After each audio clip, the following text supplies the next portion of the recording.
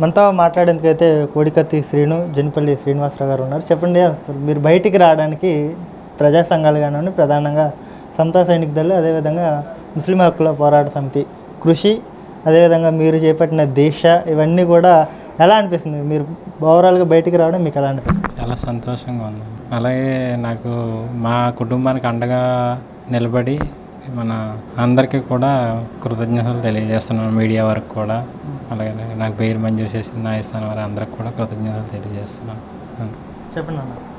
ఏదైతే ఈ జలపల్లి శ్రీనివాస్, నేనైతే కోడికత్తి సీను అని చెప్పేసి పిలవదలుచుకోవట్లేదు. ఎందుకంటే యాక్చువల్గా కోడికత్తి అనే అంశం మనం మాట్లాడి అతని ఇంటి పేరే మనం మార్చేస్తున్నాం. అంటే అతని యొక్క ఉనికినే మనం మార్చేస్తున్నాం. అతని పేరు జలపల్లి శ్రీనివాస్ కాబట్టి నేను అతన్ని మనం జలపల్లి సీను అని కానీ లేకపోతే సీను అని కానీ మాట్లాడుకుంటాం. ఎందుకంటే ఇదే విధంగా దీనికన్నా పెద్ద మేజర్ ఇష్యూ ఇంకోటి ఉంది. ఏదైతే గొడ్డలిపోటు, మళ్ళీ గొడ్డలిపోటు జగన్మోహన్ రెడ్డి గారు అని చెప్పేసి మనం పిలుస్తున్నామా? పిలవట్లేదు.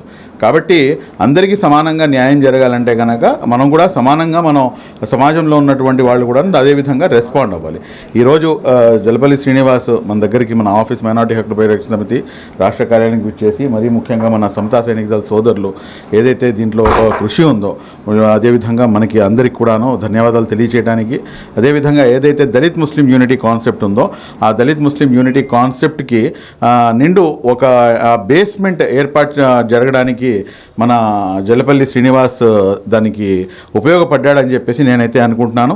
దీన్ని ఇదే విధంగా తీసుకొని ముందుకు కొనసాగి రెండు సమాజాల్లో కూడాను ఒక ఐక్యత భావాన్ని తీసుకొచ్చి, ఏదైతే బాబాసాహెబ్ అంబేద్కర్ కలలు కన్నటువంటి ఏదైతే మన రాజ్యాధికారం అనే కళ ఏదైతే ఉందో ఆ కళని సాకారం చేయడానికి ఇది ఒక బేస్గా మనకి పనికొచ్చి ఇన్షాల్లా రాబోయే రోజుల్లో ఎక్కడెక్కడైతే కనుక మనం మెజారిటీగా మైనారిటీస్ కానీ లేకపోతే మన దళిత సోదరులు కానీ ఎక్కడైతే ఉంటారో మనం అందరం కూడా ఏకతాటి మీదకి వచ్చి మా యొక్క ఏదైతే అధికారం ఉందో ఆ అధికారాన్ని మనం చేయించుకునే ప్రయత్నం చేయడానికి ఇన్షాల్లా రాబోయే రోజుల్లో సమతా సైనిక దళ్ మరియు అదేవిధంగా మైనార్టీ హక్కుల పరిరక్షణ సమితి ముందుకు అడుగులు వేస్తుందని చెప్పేసి తెలియజేస్తుంది.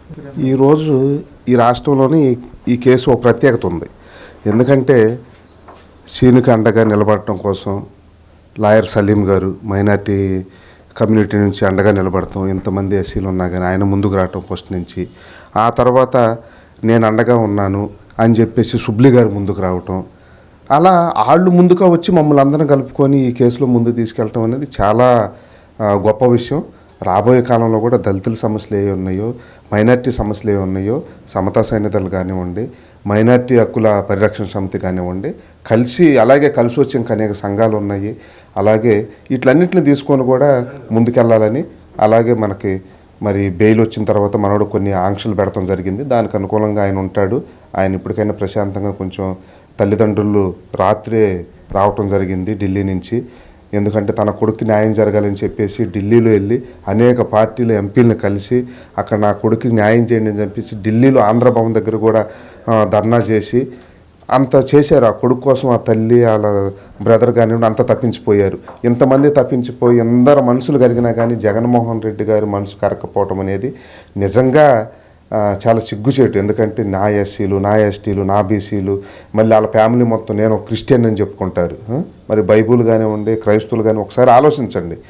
ప్రేమ, కరుణ, దయ, క్షమాభిక్ష అనేది అసలుకి మెయిన్ అదనమాట. అలాంటి స్థాయిలో ఉన్న వ్యక్తి కనీసం ఒక సామాన్యమైన నిరుపేద కుటుంబానికి చెందిన ఒక దళితుడిని కనీసం వచ్చి చేయలేని పరిస్థితిలో ఉన్నారు.